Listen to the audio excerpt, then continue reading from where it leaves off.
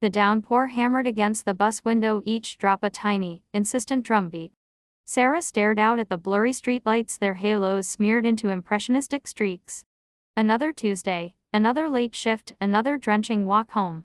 The god of her small apartment, a warm mug of tea, and a forgotten book was the only thing pulling her through the bone-deep weariness. The bus hissed to a stop at her corner, the door sighing open.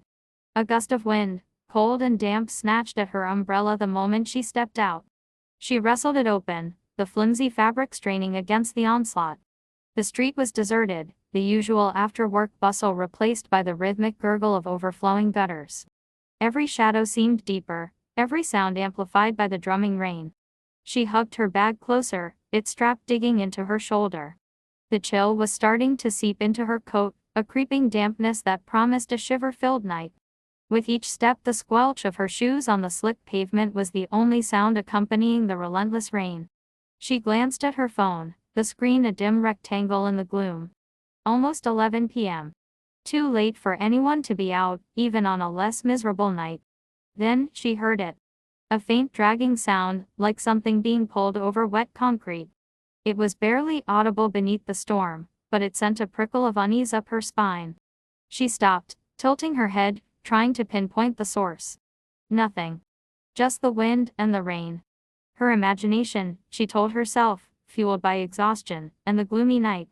She started walking again, faster this time. But the sound came again, clearer now. A slow, heavy scrape. Scrape. Scrape. It was coming from behind her. Sarah's breath hitched. She didn't want to look. Every fiber of her being screamed at her to keep walking, to run. But a morbid curiosity, a horrifying compulsion, forced her to turn her head just slightly.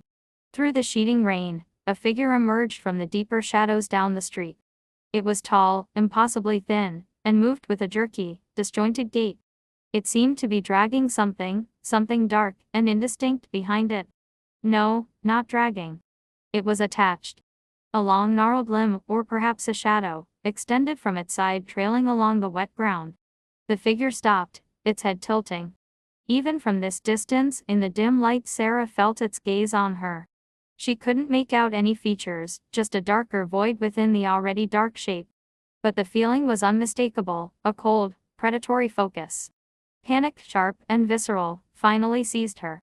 She turned and ran, the umbrella a useless burden that she let fall, clattering to the pavement. Her feet slipped on the wet concrete, but she pushed through the burning in her lungs, her heart hammering against her ribs. The scraping sound was louder now, closer, a relentless accompaniment to her frantic strides. She risked another glance over her shoulder. The figure was gaining on her, its jerky movements surprisingly fast. Its form seemed to distort in the rain, wavering at the edges as if not entirely solid. And the dragging appendage, whatever it was, seemed to writhe and stretch, reaching. Her apartment building was just ahead, a beacon of safety in the oppressive darkness. She fumbled for her keys, her fingers numb with cold and terror. The scraping was almost directly behind her now, a wet, guttural sound accompanying it, like something gargling in water. The lock clicked. She yanked the door open, practically falling inside, and slammed it shut, leaning against the cold metal, gasping for air. The sound of the rain was still deafening, but the scraping had stopped. Silence, save for her ragged breathing, and the gutting of her heart. She slowly pushed herself away from the door, her eyes fixed on the peephole. Through the distorted lens, the street was empty. Just the rain, falling as steadily and indifferently as before. But then, a flicker at the edge of the frame. Something moved, a shadow detaching itself from the deeper gloom of the alleyway across the street. It was the figure. It stood perfectly still, facing her building. And slowly, deliberately, it raised one long, impossibly slender arm, and placed a single, wet palm flat against the glass of her peephole. Sarah stumbled back, a choked scream dying in her throat. She could feel the icy press against the other side of the door, a phantom chill seeping through the wood. And for a fleeting, terrifying moment, she saw, not an eye, but a swirling, abyssal darkness peering back at her from the other side. The rain continued to fall.